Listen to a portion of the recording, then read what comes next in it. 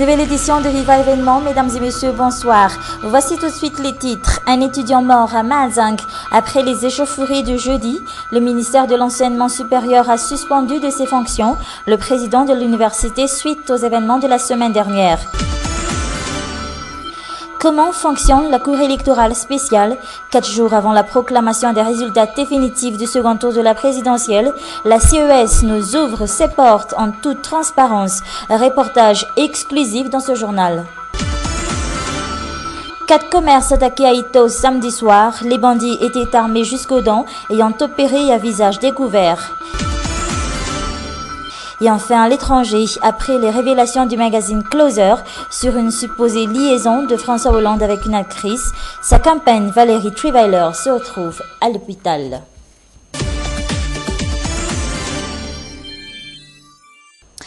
Ça y est, c'est maintenant confirmé. La Cour électorale spéciale rendra son verdict pour le second tour de la présidentielle ce vendredi. À 4 jours de la cérémonie, les juges électoraux sont encore en plein travail.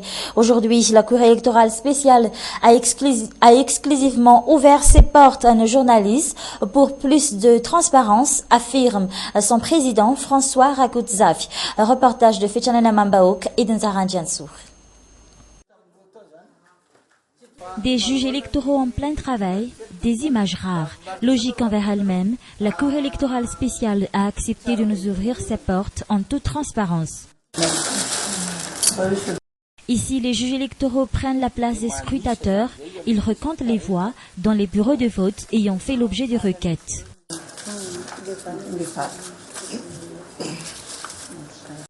Il vérifie également les numéros de série des bulletins uniques ayant créé la polémique depuis plusieurs semaines.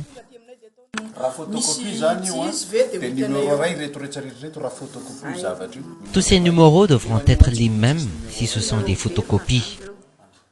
Néanmoins, la Cour électorale spéciale ne procède pas à ces recomptages de voix pour tous les 20 001 bureaux de vote ouverts le jour du scrutin.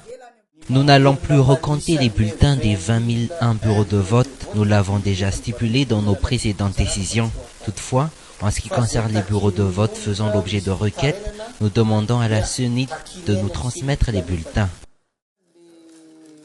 Plus que quelques requêtes à étudier sur les 50 qu'elle a reçues et tout sera bouclé pour le second tour de la présidentielle. Nous avons reçu 6 requêtes en disqualification, 27 demandes d'annulation de voix, 11 demandes d'annulation de résultats, une demande de suspension de publication de résultats, 5 demandes de vérification des bulletins, 3 demandes de confrontation. Aujourd'hui, nous sommes en train de peaufiner les réponses. Concernant le recomptage de tous les bulletins, nous l'avons déjà refusé dans notre précédente décision.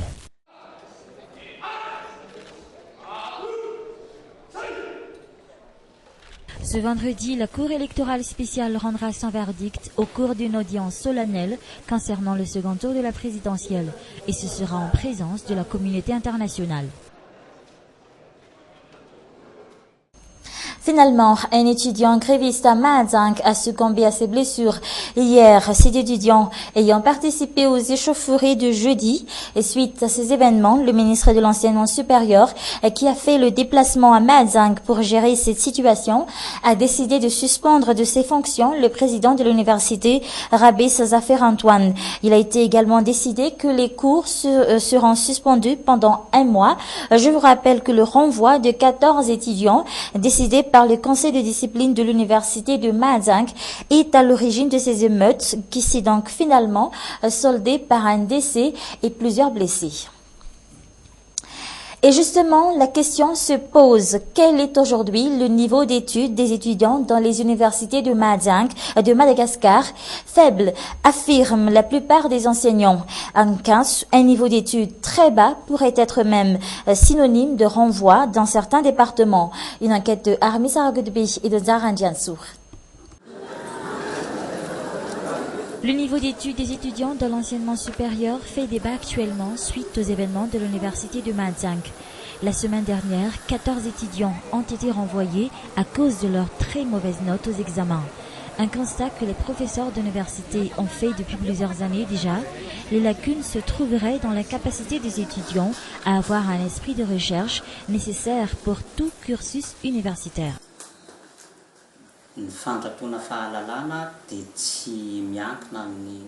Si on veut apprendre, on ne doit pas dépendre des professeurs qui vous donnent toutes les leçons. Chaque étudiant ne doit surtout pas croire que tout ce que les professeurs leur donnent suffit.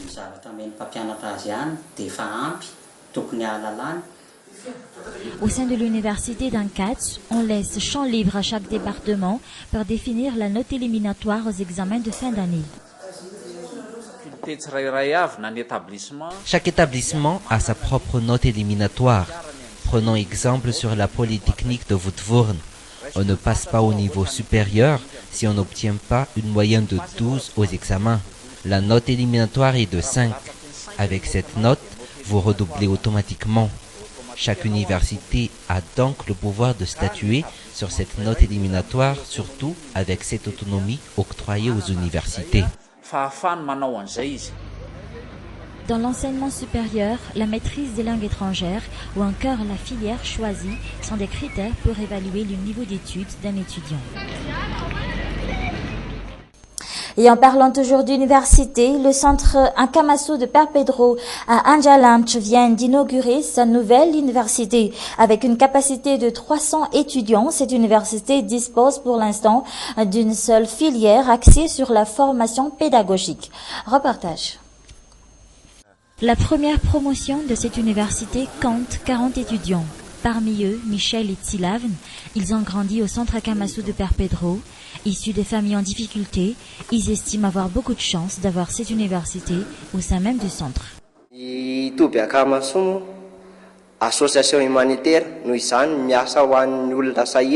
L'Akamasu est une association humanitaire.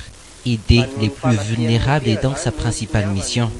Aujourd'hui, c'est grâce au Père Pedro qu'on est arrivé à ce stade, poursuivre des études supérieures.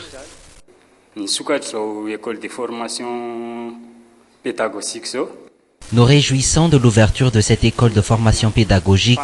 Aujourd'hui, nous avons la chance d'apporter notre contribution. Ces étudiants vont suivre une formation en pédagogie de niveau 1 pendant 2 ans. L'école supérieure de formation pédagogique niveau 1 Akamasu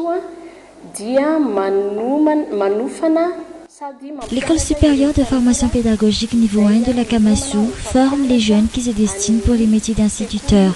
Seuls ceux qui disposent d'un diplôme de baccalauréat peuvent poursuivre ces études ici. Elle durera 2 ans et offre aux étudiants le diplôme de technicien supérieur.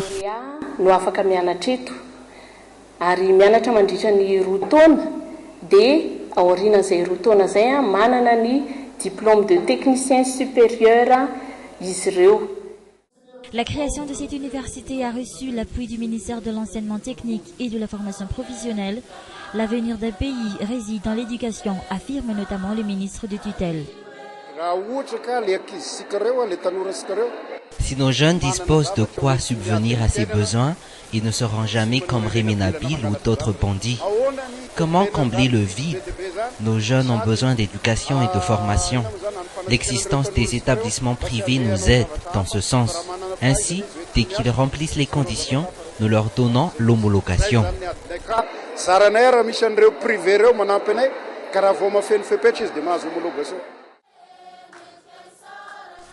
Avec la création de cette université, l'espoir d'un avenir meilleur renaît en chacun des protégés du Père Pedro, des étudiants qui figurent parmi les plus brillants de la capitale. La 71e cérémonie des Golden Globes, l'une des principales récompenses du cinéma avec les Oscars aux États-Unis, s'est achevée hier soir par le triomphe du film American Bluff, qui repart avec 3 trophées: meilleure comédie, meilleure actrice dans une comédie pour Amy Adams, meilleure actrice dans un second rôle pour Jennifer Lawrence. La cérémonie qui s'est déroulée à Los Angeles a également récompensé l'acteur américain Matthew McConaughey, sacré meilleur acteur acteur dans un film dramatique pour Dallas Buyers Club. Leonardo DiCaprio a de son côté remporté le Golden Globe du meilleur acteur dans une comédie pour Le Loup de Wall Street, réalisé par Martin Scorsese. Paolo Sorrentino remporte le Golden Globe du meilleur film en langue étrangère pour La Grande Bellezza. C'est Steve McQueen qui remporte le Golden Globe du meilleur film dramatique pour son troisième film, 12 Years a Slave. Et aucun des films français nominés n'a remporté aucune récompense à ces Golden Globes 2014.